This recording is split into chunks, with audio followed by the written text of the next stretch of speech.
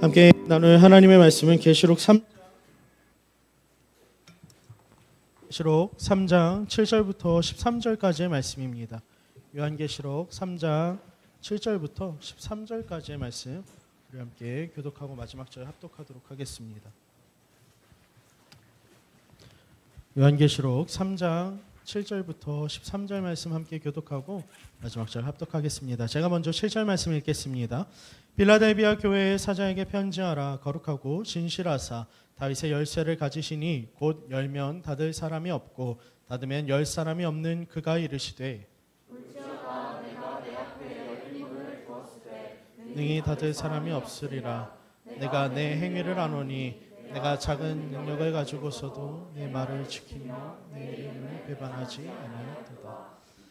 보라, 사탄의 회당 곧 자칭 유대인이라 하나 그렇지 아니하고 거짓말하는 자들 중에서 몇을 내게 주어 그들로 와서 내 발 앞에 절하게 하고 내가 너를 사랑하는 줄을 알게 하리라.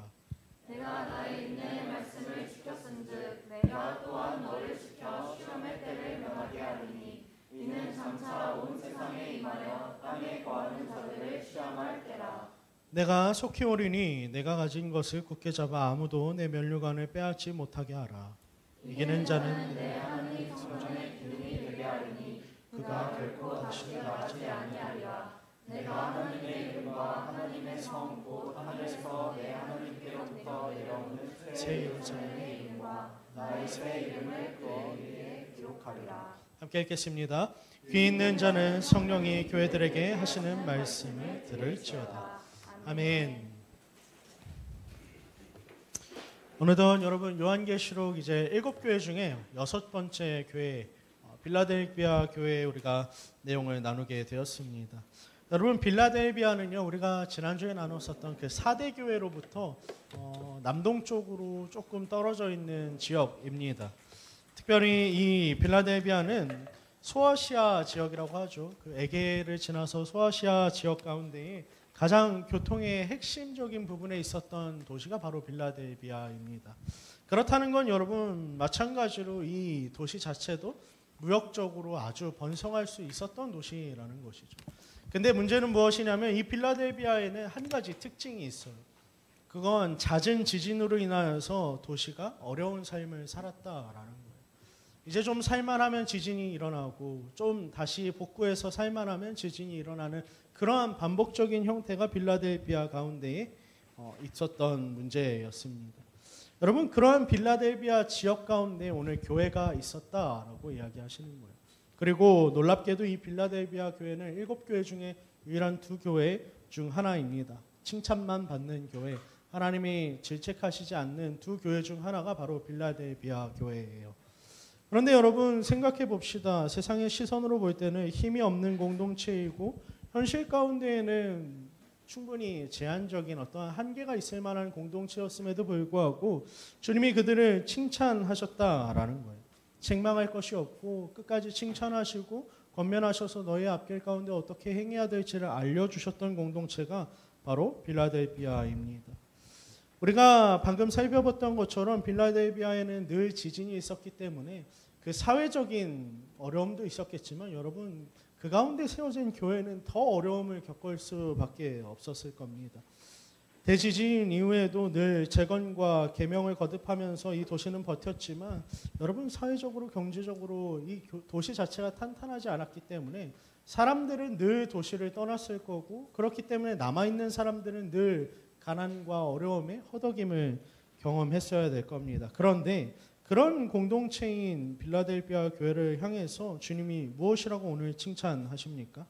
오늘 본문 7절 말씀 함께 다시 읽어볼까요? 함께 읽겠습니다. 시작. 빌라델비아 교회의 사자에게 편지하라. 거룩하고 진실하사 다윗의 열쇠를 가지시니 곧 열면 닫을 사람이 없고 닫으면 열 사람이 없는 그가 이르시되 8절 또한 읽을게요. 시작. 볼지어다 내가 내 앞에 열린 문을 두었으되 능히 닫을 사람이 없으리라. 내가 내 행위를 아노니 내가 작은 능력을 가지고서도 내 말을 지키며 내 이름을 배반하지 아니하였도다. 아멘. 빌라델비아 교회에게 주신 칭찬이 무엇입니까? 네가 작은 능력밖에는 없었지만 너의 삶 가운데 감당할 수 있는 능력이 그렇게 크지는 않았지만 그럼에도 불구하고 네가 갖고 있는 그 작은 능력으로 말미암아 다시 한 번 더 내 이름을 배반하지 않고 내 이름을 지켰다라고 하는 그 칭찬을 내어주시는 거죠. 여러분, 오늘 본문을 살펴보면 빌라델비아 교회에게 이야기하고 계신 분은 누굽니까? 주님이신데 스스로를 무엇이라고 설명하세요? 다윗의 열쇠를 갖고 있는 분이라고 자신을 소개하십니다. 다윗의 열쇠가 무엇이죠? 다윗은 알죠? 네. 다윗은 아는데 다윗이 열쇠를 갖고 다녔다는 그 이야기를 알고 있나요? 들어본 적이 없으실걸요? 안 나오거든요. 이건 여러분 상징적인 표현이에요. 다윗의 열쇠라는 말은요, 사무엘하 7장 가운데 하나님이 다윗에게 약속하셨던 언약과 관련되어져 있는 것입니다. 무슨 약속을 하셨습니까? 하나님이 다윗으로 하여금 너의 집안 가운데에 영원한 왕국을 세울 것이고 내가 영원한 통치가 있게 할 거야 라고 하는 하나님이 놀라운 약속을 그 가운데 하셨습니다. 곧 그 다윗의 통치를 이어받아서 오신 분이 누구예요? 예수 그리스도예요. 다윗을 통하여서 온 열방이 하나님의 이름을 알게 하시려고 하셨던 그 하나님의 뜻을 성취하신 분, 그 열쇠를 갖고 계신 분, 이어받으신 분, 그분 예수님이 오늘 말씀하고 계신다라는 거죠. 그런데 그 예수님이 오늘 이 빌라델비아 가운데 너희가 작은 능력을 갖고 내 이름을 지키고 또 나를 배반하지 않았던 그것을 칭찬하시면서 이제 너희 앞에 무엇이 있다라고 말씀하세요? 열린 문이 있다라고 얘기해요. 열린 문은 또 뭡니까, 여러분? 열린 문. 활짝 열려 있는 문이겠죠. 네. 근데 여러분, 열린 문, 갑자기 조카가 생각났는데, 안 할게요. 여러분, 열린 문이 생각났는데요. 열린 문, 여러분, 열린 문이 뭐예요? 성경에서? 여러분, 문이라고 하는 이미지를 잘 생각해야 돼요. 문은 뭡니까? 우리가 들어가고 나가고 하는 요소라는 거죠. 그런데 성경에서 문에 대해서 하나님이 언급하시는 중요한 장면은 언제냐면요. 여러분, 잠시만요. 제가 카톡이 계속 올려서. 여러분, 뭐냐면요. 요한복음, 우리 요한복음으로 가볼까요? 요한복음 10장입니다. 요한복음 10장에서 예수님이 스스로를 문으로 소개하시는 장면이 등장해요. 신약성경 요한복음 10장 7절과 9절 말씀 읽어봅시다. 함께 읽겠습니다. 시작. 그러므로 예수께서 다시 이르시되 내가 진실로 진실로 너에게 말하노니 나는 양의 문이라. 9절. 내가 문이니 누구든지 나로 말미암아 들어가면 구원을 받고 또는 들어가며 나오며 꼴을 얻으리라. 아멘. 지금 빌라델비아 교회 앞에 열린 문을 두셨다라는 거예요. 사람이 능히 닫을 수도 없고 열 수도 없는 내가 열어놓은 문, 그 문이 너희 앞에 있다라고 말씀하세요. 그런데 그 문이 무엇이라고 말씀하시냐면 구원을 향해서, 하나님을 향해서 나아갈 수 있는 유일한 문, 내 자신을 너희에게 주었다라고 하는, 복음이 너희에게 구원의 길을 열어두었다라고 하는 것을 이야기하시는 것이죠. 그런데 여러분, 단순히 칭찬하시기 위해서 복음의 열린 문을 너희에게 두었어라고 말씀하시는 게 아니라 이게 교회의 사명이라는 겁니다. 너희가 작은 능력을 가지고도 내 이름을 지켰다라는 거, 배반하지 않았다라는 거, 이 열린 문의 사명을 잘 감당하고 있구나라고 하는 칭찬을 지금 오늘 빌라델비아 교회에게 하고 계시다라는 거죠. 그런데 여러분, 우리는 우리의 삶을 좀 돌아봐야 할 것 같습니다. 여러분 어떤가요? 여러분 삶 가운데 놓아둔, 하나님이 여러분에게 열어두신 이 열린 문, 복음의 문을 잘 활용하고 계십니까? 여러분 삶 가운데에서 예배하는 것도 좋고요. 여러분 교제하는 것도 너무 좋지만 복음을 모르는 이들에게, 한 영혼에게 여러분 나아가서 복음을 전하는 삶을 살고 계십니까? 오늘 주님께서 다시 한 번 더 빌라델비아 교회에게 권면하시면서 열린 문을 너에게 두었다라고 말씀하시면서 칭찬하시는 이 장면은 이게 바로 교회의 사명임을 너희가 기억해야 돼라고 말씀하고 계신 겁니다. 여러분, 우리에게 주신 이 열린 문을 우리가 기억해야 해요. 열린 문은 단순히 장식이 아니라요, 여러분. 우리에게 사용하라고 주신 문입니다. 그리스도의 문은 닫히기 전에 우리가 들어가야 하고 우리는 그 문에 다른 사람들에게 열어주어서 다시 한 번 더 그 열려있는 문을 통하여서 그 한 영혼이 하나님 앞에 돌아올 수 있도록 다시 한 번 더 인도하고 복음을 전하는 그 사명이 우리 가운데 있다라는 것이죠. 여러분 혼자 복음을 누리고 복음만 아는 것으로 만족하는 삶이 아니라 이제는 우리가 복음을 가진 자로서 그것을 전하고 다시 한 번 더 가르칠 사명이 우리 모두에게 있다라는 거예요. 바라건대 여러분, 우리가 이 열린 문을 지키길 소망합니다. 그런데 여러분, 이 빌라델비아 교회는 연약한 중에서도 이 일을 감당했다라는 거예요. 우리는 복음을 전하는 일에 있어서 수많은 핑계를 대죠. 하나님, 우리에게 시간이 없습니다. 하나님, 우리에게 물질이 없습니다. 하나님, 내가 용기가 없어서요라고 수많은 핑계를 댄다라는 거예요. 누구에게나 연약함은 있지만 여러분, 그 연약함이 결코 이 열린 문을 닫을 만한 이유가 되지는 않는다. 바라건대 여러분이 연약할지라도 여러분의 연약함을 뛰어넘어서 일하시는 그 복음의 놀라운 능력을 의지하며 날마다 이 교회에 대한 사명, 복음을 전할 수 있는 그 열린 문의 사명을 능히 감당할 수 있는 우리 모두가 되게 간절히 소망하고 축복합니다. 두 번째로 우리가 살펴볼 건 바로 그 다음에 등장하는 이야기입니다. 9절 말씀 우리 함께 읽어볼까요? 함께 읽겠습니다. 시작. 보라, 사탄의 회당 곧 자칭 유대인이라 하나 그렇지 아니하고 거짓말하는 자들 중에서 며칠 내게 주어 그들로 와서 내 발 앞에 절하게 하고 내가 너를 사랑하는 줄을 알게 하리라. 아멘. 여러분, 이 빌라델비아라고 하는 지역은요, 지진이 너무나도 잦아서 이제는 재건을 거의 포기한 도시가 바로 빌라델비아였습니다. 그런데 누가 와서 이 도시를 재건해 주냐면요, 티베리우스라고 하는 로마의 황제가, 시저가 와서 이 도시를 재건해 줘요. 그래서 이 도시의 또 다른 별명이 무엇이냐면 시저의 새로운 도시라고 하는 별명을 갖고 있습니다. 원래는 형제 사랑의 도시라고 하는 이름을 갖고 있는데 또 다른 이름으로서 시저의 새로운 도시라고 하는 별칭을 갖고 있는 도시가 빌라델비아예요. 그런 곳에 교회가 세워졌는데 여러분 생각해 봅시다. 얼마나 수많은 사람들이 황제를 추종했고 얼마나 수많은 사람들이 황제가 지원해 준 물품들을 받아서 먹고 살면서 황제를 찬양했겠습니까? 그런데 그 가운데에 또다시 교회를 향한 문제를 일으키는 사람들이 있었다라는 거죠. 9절의 말씀을 살펴보면 자칭 유대인이라고 하는 사람들, 자칭입니다, 여러분. 스스로 정말 하나님 앞에서 이스라엘 백성으로서 하나님의 백성으로 하나님이 인정하신 사람들이 아니라 스스로를 하나님의 백성이라고 말하면서도 거짓말하는 자들이라고 본문은 기록하고 있어요. 그런 사람들이 이들을 여러분 얼마나 괴롭게 했을까요? 여전히 그 가운데에서 괴롭게 하고 힘들게 만들었을 거란 말이죠. 그런데 이제 9절의 말씀을 살펴보면 이제 그들 중에서 몇몇이 너에게 와서 무릎을 꿇게 될 것이고 다시 한 번 더 절하고 내가 너를 얼마나 사랑하는지, 하나님이 빌라델비아 성도들을 얼마나 사랑하는지를 알게 할 거야 라고 말씀하세요. 여러분, 우리가 9절의 말씀을 읽으면 어떤 마음이 들죠? 통쾌한 마음이 들어야 정상이에요. 아무런 감정이 없으면 안 돼요, 여러분. 9절의 말씀을 들으면 성도로서 하나님 나를 위해서 일하시는구나 라는 생각이 들어야 돼요. 그런데 여러분, 이 9절의 말씀을 잘못 읽으면요, 하나님이 마치 안갚음 해주시듯이 나의 모든 그 억울함과 고통을 신원해 주시는 분처럼만 우리가 9절을 바라볼 수 있습니다. 그런데 여러분, 9절은 그런 이야기를 하고 있는 게 아니에요. 9절은 앞선 8절과 7절과 더불어서 우리가 살펴봐야 되는데 하나님이 빌라델비아 교회에 무엇을 두셨다고요? 열린 문을 두셨다고요. 복음의 통로가 되게 하셨다고요.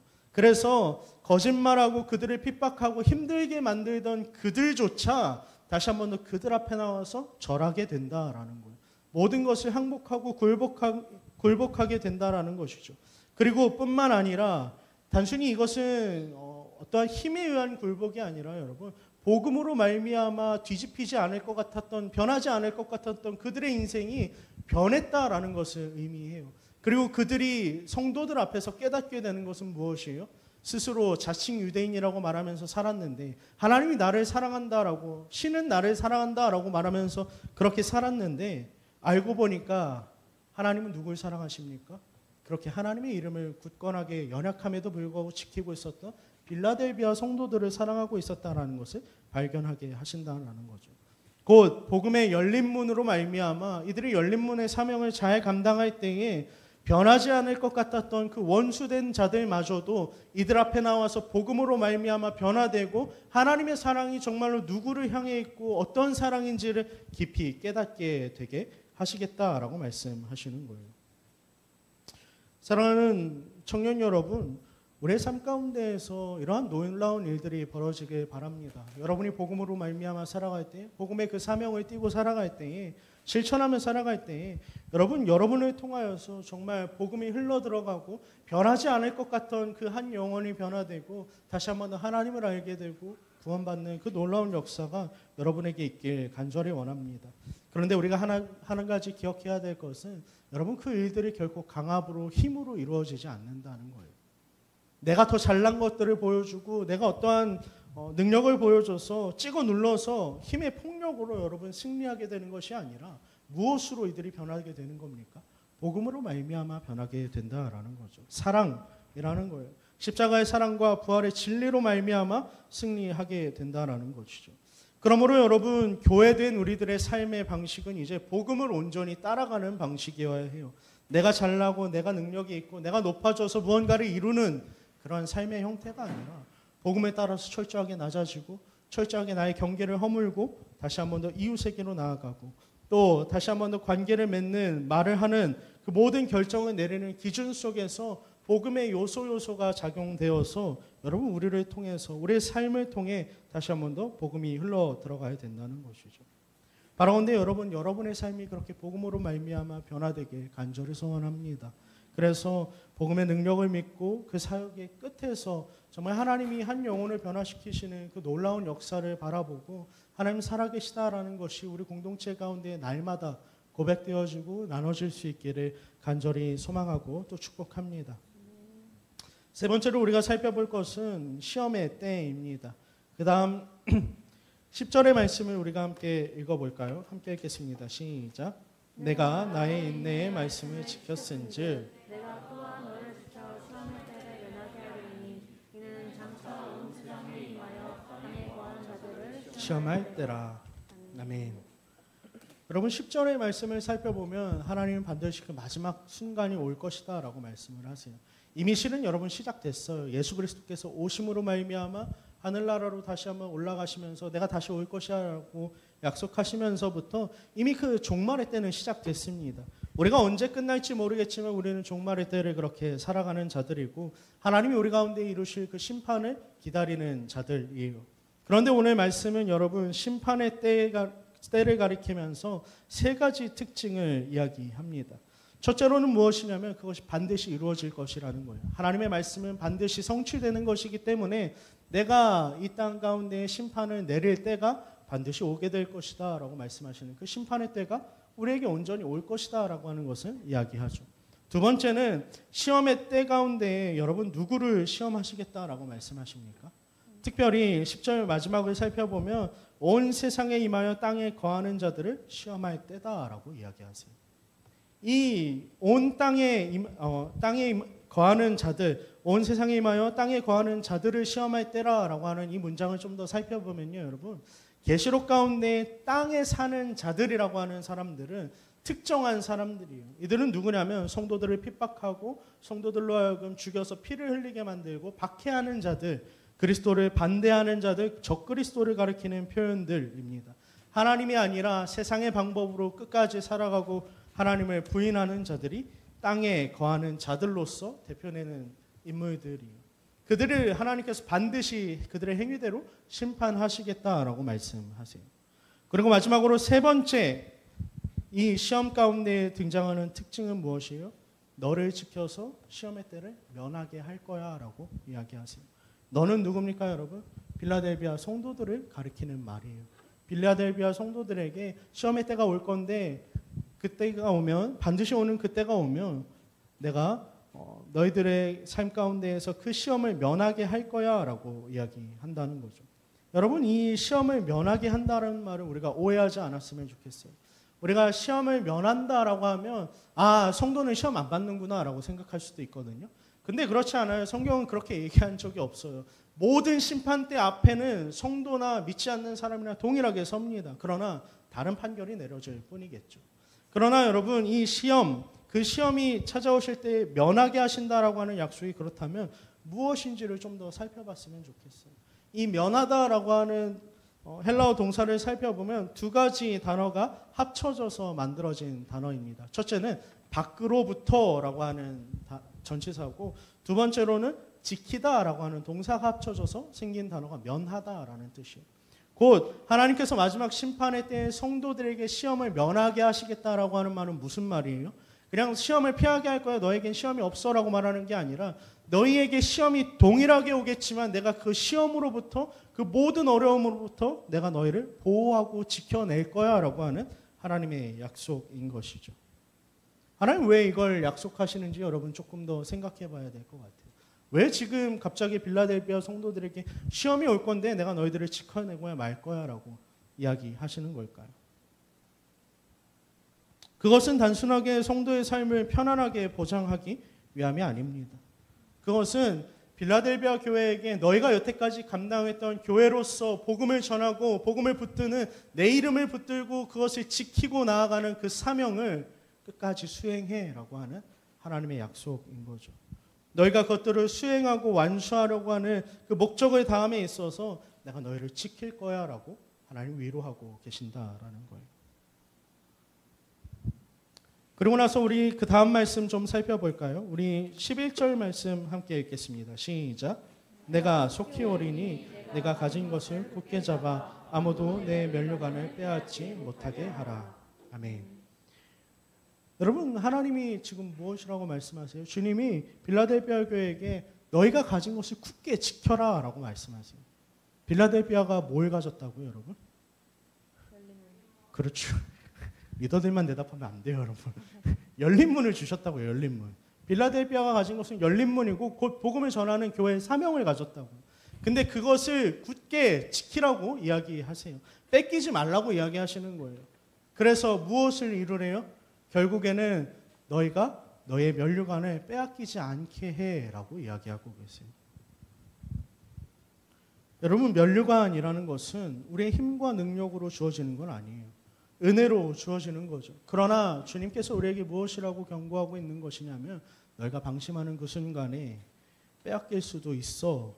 유혹과 지름길을 경계하고 처음 받은 그 사랑과 인내의 말씀, 그 면류관 교회 사명을 너희가 기억하고 지키고 있어야 돼라고 말씀하시는 거죠. 연약함에도 불구하고 그들이 힘이 없음에도 불구하고 그들의 힘과 상황과 환경과 상관없이 그 사명을 끝까지 지켜라고 말씀하신다는 거예요. 그러면서 내가 너희를 붙들 거니까 너희를 지켜내고야 말 거니까 그 사명을 끝까지 잘 감당해라고 부탁하고 계시다라는 겁니다. 사랑하는 청년 여러분, 시험의 때는 반드시 올 거예요. 어쩌면 우리가 갖고 있는 복음의 사명의 다음에 있어서 숨이 좀 차는 순간이 올지도 모르겠어요. 실은 우리가 막 우리 공동체를 살펴보면 여러분, 우리가 막 전도하기에 미쳐서 있는 사람들은 아니잖아요. 전도 안 하잖아요, 우리. 근데 여러분, 그럼에도 불구하고 우리가 우리의 사명을 위해서 더 힘쓰고 더 나아가야 되는 이유는 무엇이냐면 그것이 주께서 우리에게 맡기신 열쇠이고 사명이고 더 나아가서 우리가 두려워할 이유 없는 것은 여러분 그 열린 문 가운데 우리가 사명을 최선을 다해서 지키며 나아갈 때에 세상이 우리를 아무리 겁박하고 박해하려 든다 할지라도 하나님이 그 모든 시험으로부터 우리를 지키시겠다라고 하는 약속 때문인 거죠. 바라건대 여러분 우리가 이 사명을 포기하지 않기를 원합니다. 그냥 나만 복음을 누리는 우리 공동체만 그저 그렇게 복음을 누리는 것으로 만족하는 그런 차원에 머무르는 것이 아니라 우리가 더 나아가서 우리가 누리고 있는 그 복음의 기쁨을 이 세상 가운데 전파할 수 있는 저들이 되길 원합니다. 단순히 거리에 나가서 외치는 것뿐만이 아니라요, 여러분의 삶 가운데에서 직장과 학업과 모든 관계와 일하는 그 가운데에서 여러분 그리스도의 복음을 전하고 드러낼 수 있는 귀한 사명을 감당하는 교회로서의 삶을 여러분 감당하길 주님의 이름으로 축복합니다. 하나님이 우리를 반드시 끝까지 남기실 것이고 반드시 끝까지 지켜 보호해 주실 것입니다. 그 말씀을 붙들고 나가는 우리가 되길 원합니다. 마지막으로 우리 좀 더 살펴볼 내용을 볼까요? 우리 12절 말씀 함께 읽겠습니다. 함께 읽겠습니다. 시작. 이기는 자는 내 하나님 성전의 기둥이 되게 하리니 그가 결코 다시 나가지 아니하리라. 내가 하나님의 이름과 하나님의 성 곧 하늘에서 내 하나님께로부터 내려온 새 예루살렘의 이름과 나의 새 이름을 그 위에 기록하리라. 아멘. 여러분 우리가 계속해서 7교회 편지들을 살펴보고 있지만 늘 형식이 같아요. 첫 번째는 뭐가 등장해요? 말씀하고 계신 그 예수님, 하나님이 누구이신가를 드러내는 말씀이 등장합니다. 두 번째는 뭐예요? 칭찬할 것들을 언급하세요. 세 번째로는 책망할 게 있으면 책망할 것들을 이야기하시죠. 그리고 나서 등장하는 게 뭐예요? 이기는 자에 대한 이야기야. 이기는 자. 이기는 자가 뭐라고요? 성도라고요. 끝까지 믿음을 지키는 사람들, 진짜 승리가 무엇인지를 알고 그 가운데 믿음으로 버티는 사람들이에요. 이기는 자에게 또 하나님이 주시는 약속이 등장하는데 여러분 무엇을 약속하십니까? 내 하나님 성전의 기둥이 되게 하리니 라고 이야기해요. 말씀을 들으면 여러분 어떤 마음이 드세요? 어떤 생각이 드세요? 아 그렇구나, 너무 감사하다, 기쁘다 라는 생각이 드십니까? 주로 여러분 이 말씀 들으면 무슨 말이지? 라고 생각할 수밖에 없을 것 같아요. 여러분 중요한 건 무엇이냐면 성전이라고 하는 거예요. 성전이 무엇이죠? 뭔지 몰라요? 성전. 솔로몬이 지은 거 그래요. 하나님이 거하시는 장소잖아요. 이전에 이스라엘 백성들에게 장막으로서 하나님이 임재하셨다라고 한다면 내가 너희를 떠나지 않을 거야. 이제는 새로 짓고 허물고 하지 않아도 돼. 내가 너희와 영원히 함께 할 거야 라고 하는 약속으로서 주신 게 성전이란 말이죠. 그런데 그 성전의 기둥이 되겠다라고 하시는 건 하나님이 우리가 영원토록 거하실 만한 우리를 성전 삼으시겠다라고 하는 그 선언이라는 거예요. 내가 너희와 영원히 함께하는 그 약속이 너에게 주어질 거야 라고 하는 첫 번째 약속인 것이죠. 두 번째 약속은 뭡니까 여러분? 그가 결코 다시 나가지 않는데요. 이해되세요? 나가지 않는데요 여러분. 이게 왜 주어졌냐면요. 여러분 빌라델비아 상황을 좀 여러분 생각했으면 좋겠어요. 빌라델비아에 뭐가 잦았다고요? 지진이 잦았다고요. 여러분 지진이 일어나면 우리가 지금 이 상황에서 지진이 일어나면 어떻게 해야 돼요? 예배하다 순교하면 안 되죠. 나가야 돼요. 나가는 게 정상이야. 밖으로 나가야 된다고요. 근데 그가 결코 다시 나가지 아니하리라 라고 하는, 네가 다시 한 번 더 나가지 않게 될 거야 라는 그 말씀은요, 네가 이제는 흔들리지 않게 될 거야 라고 약속하시는 거예요. 지진과 같은 상황과 환경이 더 이상 너를 흔들 수 없을 만큼 내가 너로 하여금 견고하게 만들 거야 라고 하는 약속이라는 겁니다. 이걸 이해하려면요 여러분 빌라델비아의 사진을 좀 볼 필요가 있어요. 하나 띄워줄래요? 이게 뭐냐면요 여러분 교회 기둥이에요. 빌라델비아에 다 무너졌거든요 지진 때문에. 근데 남아있는데 기둥이 저래요. 사람이 얼마나냐면요 한 요만해요. 사람들 앞에서 사진 찍은 거 보면. 그러니까 지금 기둥이 되게 할 거야 라는 그 약속은요 그냥 단순히 그냥 기둥 하나 요 정도가 아니라 여러분 이 정도의 기둥으로서 든든하게 내가 너희를 확실하게 세울 거야 라고 하는 표현인 거죠. 내려주셔도 됩니다. 그리고 나서 또 주어지는 약속이 무엇입니까? 하나님의 이름과 하나님의 성 곧 하늘에서 내 하나님께로부터 내려오는 새 예루살렘의 이름과 나의 새 이름을 그 위에 기록하리라 라고 말씀하세요. 여러분 언제 이름을 기록하시죠? 언제 이름을 기록해요? 시험 볼 때 기록하죠. 맞아요. 또 새 물건 살 때. 안 해봤어요 여러분? 해봤죠? 우리 하율이도 해요 여러분. 하율이도 물병에다가 김하율이라고 적어놓고 댕겨요. 내 물건, 내 소유를 표기할 때 여러분 이름을 새기죠. 그 성도의 삶에 이긴 자, 끝까지 믿음을 지킨 자들에게 어떤 이름을 새기겠다라고 말씀하세요? 하나님의 이름을 새기겠다라고 말씀하세요. 그리스도의 이름을 새기겠다라고 약속하세요. 또 한 가지 새 예루살렘의 이름을 새기겠다라고 말씀하세요. 근데 왜 굳이 새 예루살렘의 이름일지 우리가 고민해봐야 될 것 같아요. 여러분 이 빌라델비아 교회 두 번째 별칭이 뭐라 그랬어요? 시저의 새로운 도시. 시저라고 하는 티베리우스 황제가 재건한 새로운 도시라고 하는 별명을 갖고 있었다고요. 사람들은요 여러분 빌라델비아에 살고 있으면서 자신의 정체성을 나는 황제에게 속한 사람이야 라고 그렇게 인식하며 살아갔다는 거예요. 그런데 이제 믿는 사람, 이긴 자가 된 그들에게는 더 이상 이 땅 가운데서 살아가는 정체성으로 사는 것이 아니라 하나님 나라, 새롭게 우리 가운데 임하실 그 예루살렘의 이름을 그들 가운데 새기겠다라는 것이죠. 천국의 소망으로 이 땅 가운데 무너지지 않는 나라의 영원한 왕국의 이름으로 너희 위에 기록하고 내가 너희를 소유 삼아서 그렇게 살아가게 할 거야 라고 하는 약속인 겁니다.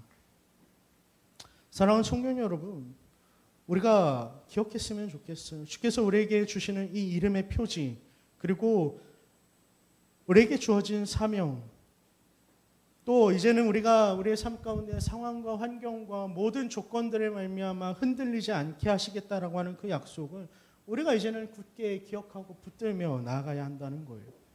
무엇을 위해서요? 그냥 주시는 게 아니에요. 그냥 내가 너희를 소유 삼을 거고 너희를 굳건하게 할 거고 흔들리지 않게 할 거야 라고 하시는 것이 아니라 너희로 하여금 열린 문의 그 사명, 복음의 사명을 능히 감당할 수 있도록 내가 그렇게 지켜 보호할 거야 라고 하는 하나님의 약속인 것이죠. 여러분, 우리의 삶을 좀 돌아봤으면 좋겠습니다. 우리는 어떻죠?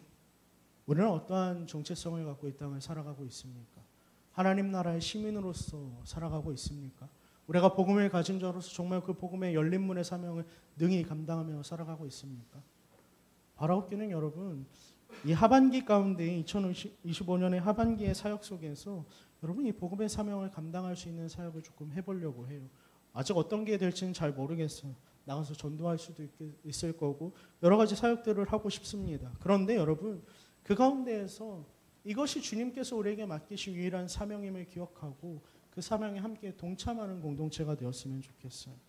세상 가운데 우리는 연약한 자들이지만 어쩌면 우리가 나가서 전도하고 무언가를 나누는 게 부끄럽기도 하고 나의 연약함 때문에 나가기 힘들기도 하지만 세상이 우리를 조롱할 것 같이 두렵기도 하지만 여러분, 주님은 우리에게 그 열린 문의 사명을 감당해야 된다라고 말씀하고 계시고 우리를 지켜 보호하시겠다라고 다시 한 번 더 내가 너를 소유 삼은 자들로서 그렇게 살아가야 한다고 이야기하고 계십니다. 바라건대 여러분, 우리가 그 열린 문의 사명을 끝까지 감당할 수 있는 귀한 청년 헬세드 공동체가 되길 간절히 소망합니다.